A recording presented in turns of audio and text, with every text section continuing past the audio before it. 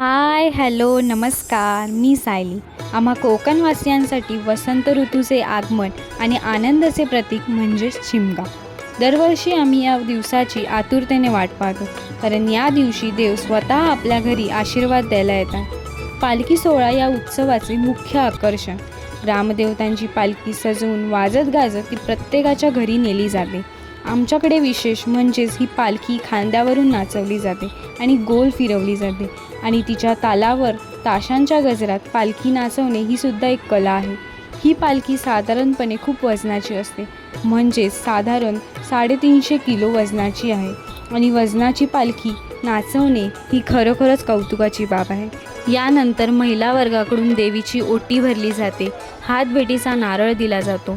हातभेटीचा नारळ म्हणजे वर्षभराने आपली भेट झाली आणि ही भेट दरवर्षी होत राहो अशी भावना त्यामागे असते. या पालखी सोहळ्यासाठी जगभरातून चाकरमानी येतात. काहीजण नवस करायला येतात तर काहीजण पूर्ण झालेला नवस फेडायला येतात.